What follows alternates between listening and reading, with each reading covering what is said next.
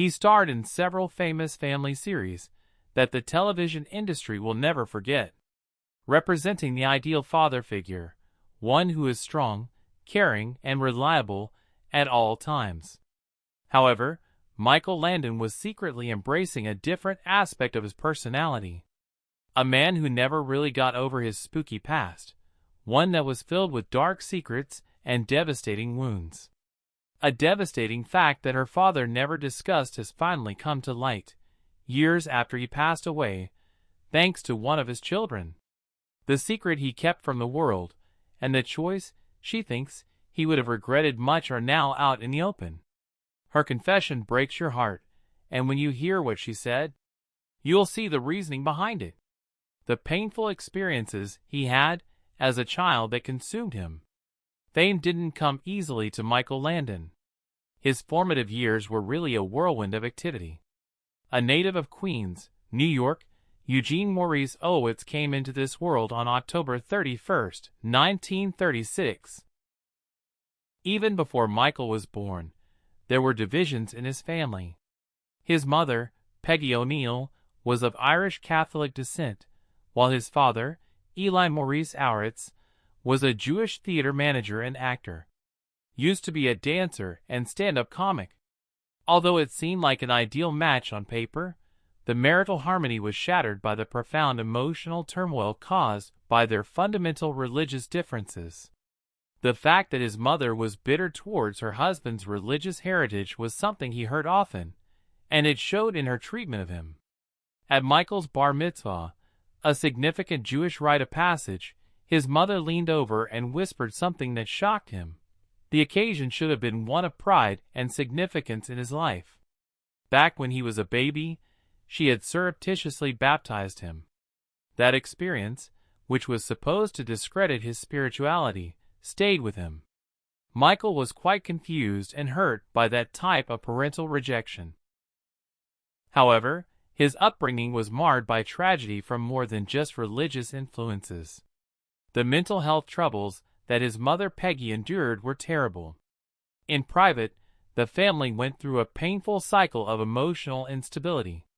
The emotional toll of witnessing seriously upsetting occasions at home, such as his mother's struggles to the point that she endangered herself, never truly left Michael. Michael felt the intense personal effects of the chronic household conflict. As many youngsters do when they're stressed, he developed chronic bedwetting. However, he encountered contempt rather than empathy.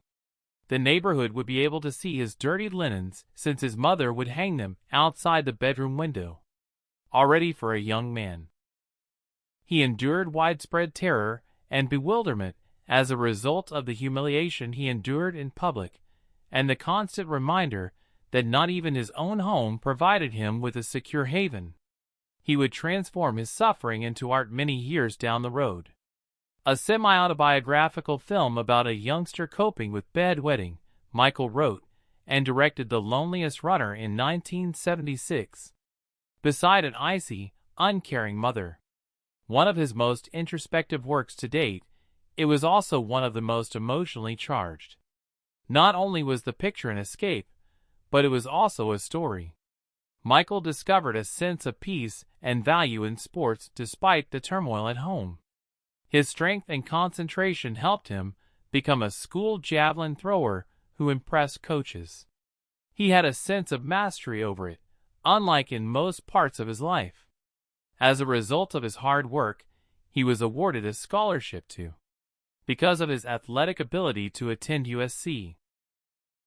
I saw this scholarship as my ticket out of my current situation and into a better one.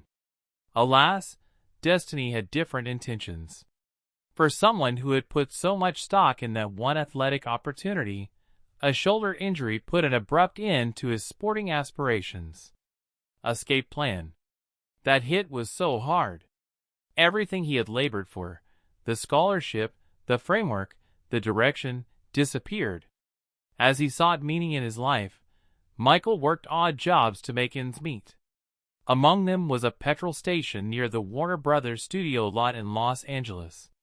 His life took an unexpected turn when he drew the attention of a talent agent while working a shift. He decided to pursue acting after receiving encouragement to do so. Signifies a pivotal moment. Michael Landon replaced Eugene Auritz as his given name. The phone directory name change was for more than just acting. It was a fresh start, a chance to put his troubled history in the past and create a path forward that is uniquely his. I Was a Teenage Werewolf, a cult horror film released in 1957, was Michael's first major performance. Even if it wasn't Oscar material, it nevertheless garnered him attention. He possessed an artistic, an indescribable quality of presence. Not only was he striking in appearance, but there was a fire in his eyes that betrayed a life of hardship that he never revealed. The role of young Joe Cartwright in the 1959 season of the long-running Western series Bonanza marked Michael Landon's arrival, but he quickly moved on to bigger things. Landon, with his rough charisma and wide emotional range, became a household name as the show became a huge hit.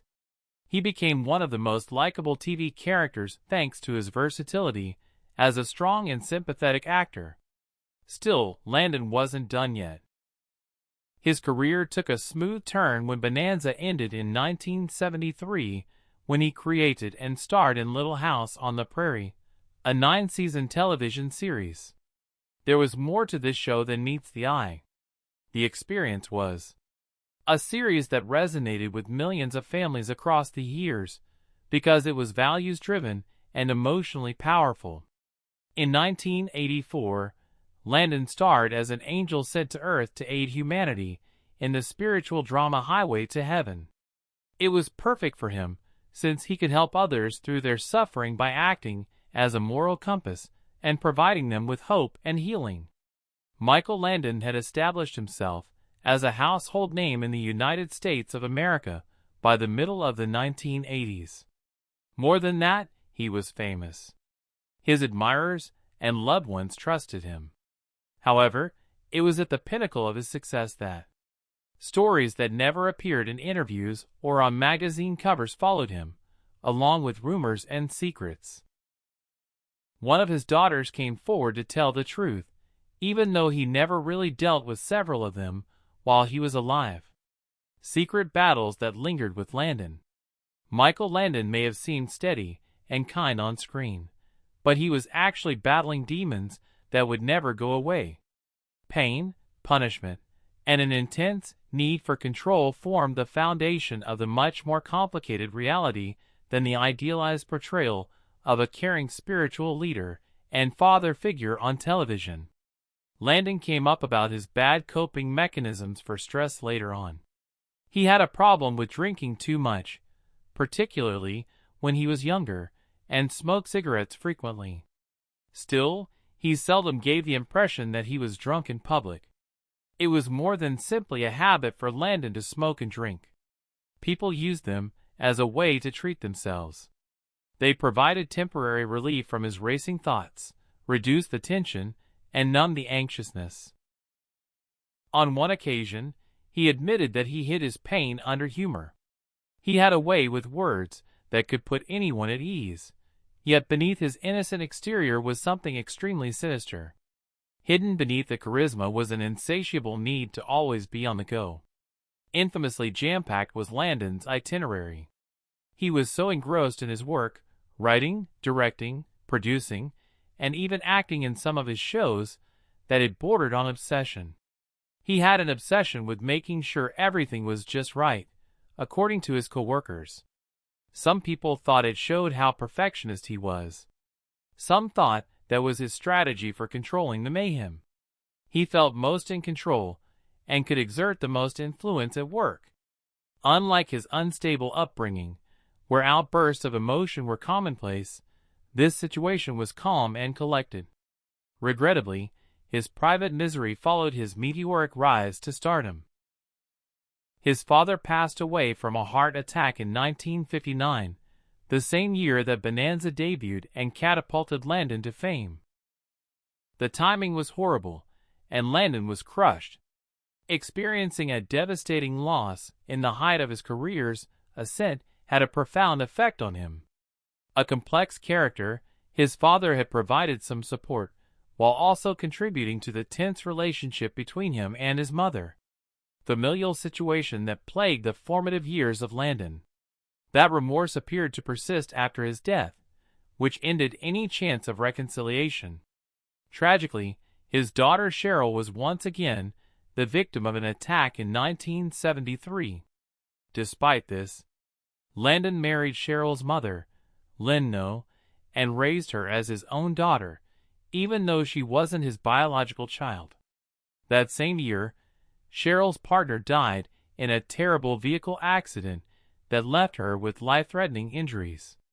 According to reports, Landon was upset and had trouble coping with the enormity of what had transpired after the disaster, which devastated the entire family. The event added additional weight to a man's already heavy load, even though Cheryl survived. However, he had to contend with more than just that. Many on the team thought highly of Landon because of his generosity and kindness. He provided financial assistance, They treated them like family, and worked hard to foster a supportive atmosphere on site.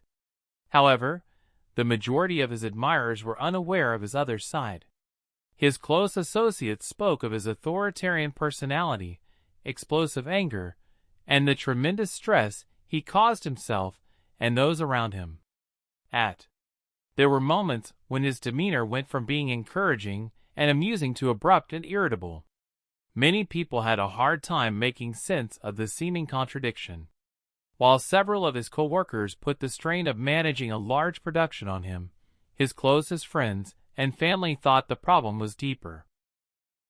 Perhaps, as a result of his upbringing in an environment devoid of order and predictability, Landon exhibited an almost obsessive desire to preserve both.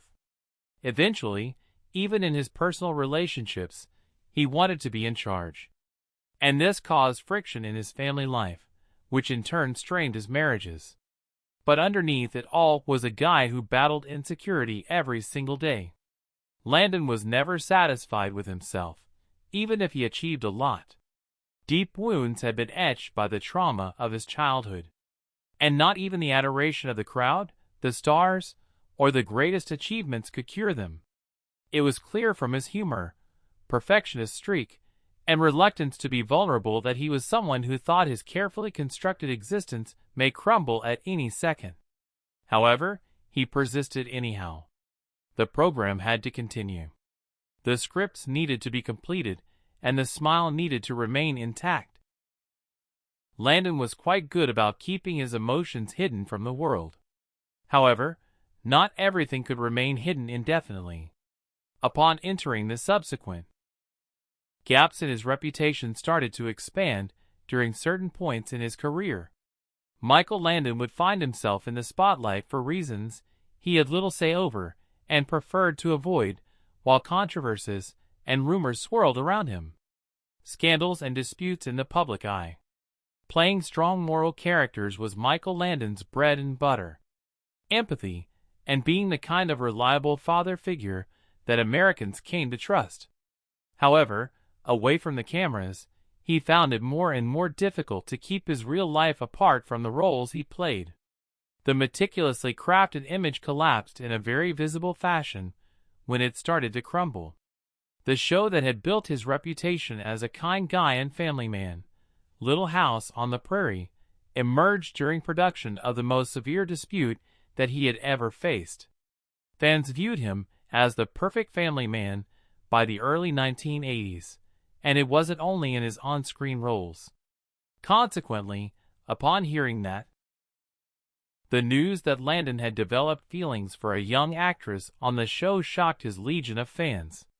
The issue revolved upon Cindy Clerico, a lady who began working on the set at the tender age of 18.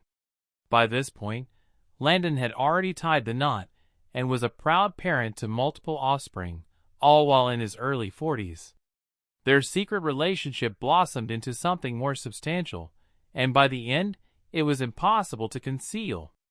After being married to Marjorie Lynn for nearly 20 years, Landon divorced her in 1982. They had brought up 5 kids between the two of them.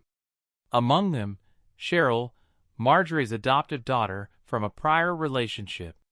It wasn't just a personal issue, which made the divorce all the more devastating.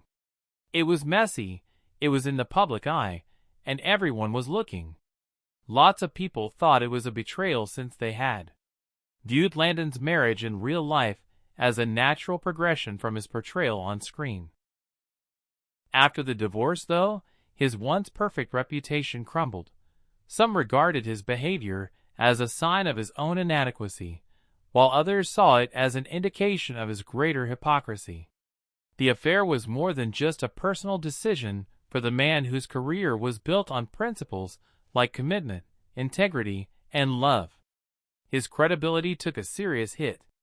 Although Landon's personal ties were a source of popular disapproval, it wasn't the only source. Speculation regarding his actions while filming started circulating behind the scenes.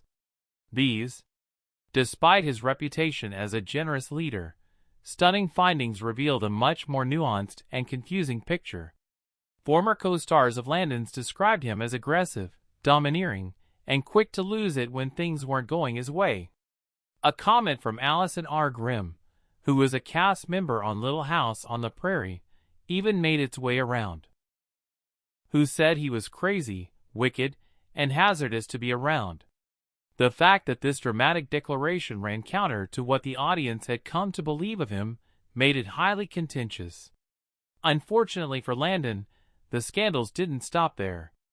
Inappropriate and jocular comments regarding his vigor and energy were commonplace. He even joked that he owed it all to pollen once. Vitamins, which he brought up at length enough to make folks uneasy. Some people on set laughed it off, but others thought it was intrusive and improper, particularly considering the show's focus on families and the fact that it featured young actors. Landon may have come out as amiable and humorous on screen, but there were times when his anger flared up. Even outside of the confines of the studio, Landon's connection with the media evolved into more and more troubled. He had a warm personality and was happy to tell his story when he was just starting out. He thought that journalists were more interested in investigating his private life than his professional duties, and he became more guarded and protective as time went on, especially following the Cindy Clerico controversy. When a reporter pressed Landon too hard with insensitive questions about his family, the tension eventually boiled over, and the two got into a physical confrontation. Although the incident was known within Hollywood circles, it was not widely covered at the time, maybe due to respect for Landon's popularity, and he later admitted as much. Many saw it as a watershed moment.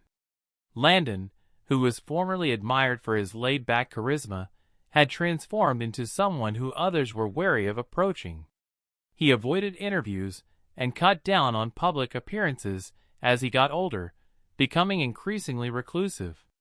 Some said he was just exhausted, while others said he was trying to save his third marriage and start again with his family.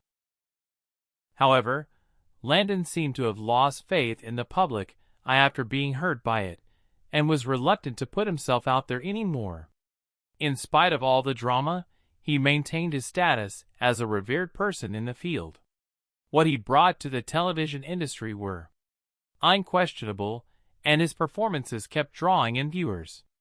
However, it was subtly acknowledged that the man was not the ideal hero he frequently played. He was multifaceted, intricate, and profoundly human, just like the rest of us. However, when he turned away from the topic of discussion, another chapter that Michael Landon started to attract millions of eyeballs once more. This time, though, there was no public dispute or scandal involved. Nothing a person's fame or power could prevent was at the heart of it. A dismal prognosis. Back in the early 90s, the spotlight was still squarely on Michael Landon. As robust and industrious as ever, he toiled away at plans, spent time with his family, and worked. But that year, in early April, things took a turn for the worst. Landon went to the doctor after enduring excruciating, constant stomach pain. Concern, hoping to hear about something manageable, like an ulcer. But a terrible, life-altering prognosis was what he actually got. He learned he had pancreatic cancer, a particularly cruel and merciless kind of the disease, from his doctors. His lymph nodes and liver had been infected by the time it was detected. And by this point, there was no way to reverse the damage. This was devastating news for Landon, who had never given up when faced with hardship. So much had he triumphed against. After suffering through traumatic events, failures, and scandals, he consistently came out on top. The pancreatic cancer this time around, though, didn't play games or wait its turn. Little time to get ready or mount a defense because of how fast it moves. Landon refuses to accept the dismal prognosis. Choose to battle the illness in the end. In an effort to halt the cancer's progression, he started chemotherapy. He was so intent on trying everything that he even looked into alternative medicine and experimental medicines. He sought advice from, relied on his physical and spiritual fortitude, spoke with specialists in alternative medicine, and made dietary adjustments. Unfortunately, no matter how forceful the interventions, they could only provide short-term relief. With each passing week, Landon ultimately made the tough choice to spend less time in the limelight and more time at home. Away from the mayhem of Hollywood, he sought solace at his estate in Malibu. His wife Cindy, their children, and a handful of close friends were the things that truly meant to him at that place. The man whose life and work revolved around sharing anecdotes about his family and embracing his own mortality in the company of those he loved was the most personal chapter he had ever lived. However, Landon was not entirely absent. He made his last public appearance in May 1991 on Johnny Carson's Tonight Show. It was a shocking moment for the fans. He had shed a considerable amount of pounds. Sadness was plainly obvious in his eyes, even though his humor remained unaffected. It was extremely hard to witness that last media appearance because of how raw, emotional, and tough it was. Who had seen him on television throughout their childhood? Instead of pleading for compassion, Landon spoke openly about his sickness during the appearance. He was appreciative of the help he had gotten and stressed the significance of maintaining optimism and strength in the face of insurmountable adversity. His sincerity affected a large number of individuals and served as a reminder that even heroes may experience pain. In his latter months, Landon stayed emotionally stable and intellectually sharp despite his physical deterioration. He attempted to maintain some semblance of normalcy by spending extended afternoons with his children, telling tales and playing. Regrettably, on July 1st, Michael Landon was 54 years old when he died in 1991. People all around the country were devastated by the news. Everybody from fans to co-stars to random viewers felt the pain of the loss. All those years of watching Bonanza, Little House on the Prairie, and, as well as Highway to Heaven and Prairie. Being an actor wasn't all he did. For many, he represented safety, security, and optimism. His burial took place in a private mausoleum at Culver City, California's Hillside Memorial Park Cemetery, away from prying eyes, and his funeral was held in secret. A man's farewell was solemn and peaceful, who had led such an outspoken life. Even after he passed away, Landon's impact was felt. Through syndication, his broadcasts reached new audiences and audiences of all ages. Many others looked to him as a symbol of a bygone, simpler period when television had the power to educate, heal, and inspire. While the general populace lamented his passing, his loved ones bore a heavier burden. They had seen the hidden anguish that lay underneath the public glare. Eventually, some of Michael Landon's loved ones, including his daughter Lizzie, would speak up, revealing details of Michael's dying days that had previously been unknown to the public. Not only did she speak up about her condition, but she also revealed the secrets he had left behind. Michael's last years as revealed by Leslie. A respectful but somber quiet fell upon Michael Landon's family following his passing. 4 years passed, and they quietly remembered him and paid their respects. Leslie Landon, his daughter, and a psychologist who had previously worked as an actress, felt it was time to come up and started revealing both the public's perception of her father and the hidden truths about him. A really eye-opening incident occurred when Leslie described her dad's strategy for taking care of his health. Landon had a tangled history with medical professionals, despite his magnetic personality and seemingly infinite supply of energy.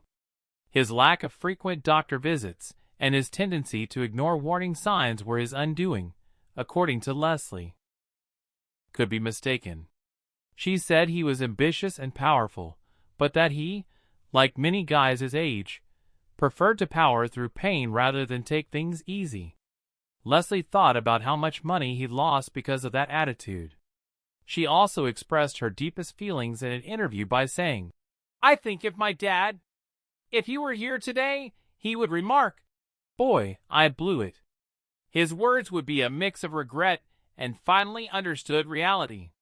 She firmly thought that things might have turned out differently if they had caught it sooner. In her current roles as a speaker and mental health expert, she makes use of her stage to inspire individuals to put their health first, to pay attention to red flags, and to realize that strength is in knowing when to seek assistance. In other ways, Leslie's siblings continued their father's creative legacy as she sought healing and became an advocate. Michael Landon Jr. The Landon sisters, Jennifer, Christopher, and Christopher, have all gone their separate ways in the film and television industries. As a successful producer and director, Michael Jr. frequently collaborated with his father on projects that mirrored his father's style of emotionally dense storytelling. Like the series that launched his father's career, he is famous for making family-friendly programming that is rich in character and moral complexity. While this was happening, Christopher Landon was making waves in another part of Hollywood. His directorial and writing credits include the horror and thriller features Freaky and Happy Death Day. Although his art may be more shabby, his father's influence may be seen in his originality, discipline, and strong temperament. Jennifer Landon, though, has arguably been the most prominent of Landon's children in the spotlight as of late. She portrays a rough, foul-mouthed, unforgettable character in the popular series Yellowstone, where she is known now as Teeter. Ranch hand position available. Many viewers have compared her determination to that of her famous father, and her performance has garnered her high praise. Jennifer freely acknowledges that her father was a major influence on her work ethic and love of storytelling. Despite her youth at the time of his death, he left an indelible mark on her. She has said in interviews that her brief upbringing with him inspired her to pursue a career in acting and gave her faith in television's ability to strike an emotional chord with viewers. Her achievement deserves more than just praise. The Landon name has persisted into the present era of television. The children Landon nurtured after Little House were important, but the daughter he had before it all started was the most heartwarming gift to his legacy. Landon Cheryl. One of Landon's I Promise My Dad was a profoundly intimate book written by his eldest daughter from his second marriage. It is in it that she considers the special link they had, molded by love and survival alike. Michael had remained by her side throughout her rehabilitation and surgery after surviving that terrible car accident in 1973. She claims that he promised her during those sleepless hours that he would make something beautiful out of their shared suffering if she survived. Highway to Heaven, a spiritual series that featured hope, was developed by him years later. Restoration and atonement. It all started with that pledge, says Cheryl. According to her, the show wasn't your average TV show. It served as a sacrifice, a blessing, and a means of honoring a solemn promise to both his daughter and himself. Also included in Cheryl's book is described the myth's Genesis 8er. She was honest about his shortcomings yet respected his goals. She depicted a flawed parent who was steadfast in his attempts to love, protect, and mend broken relationships. Over time. Continues, Michael Landon's public image may appear convoluted, but his children have let us see the real him. A man who was passionate and imperfect, yet who loved passionately and inspired many. Maybe that's the most important legacy to leave behind. Tell me about a Michael Landon memory that stands out to you. Please share your thoughts in the space provided. Please like this video, subscribe to our channel, and hit the next video button on your screen if you liked it. We will keep you updated with more videos like this.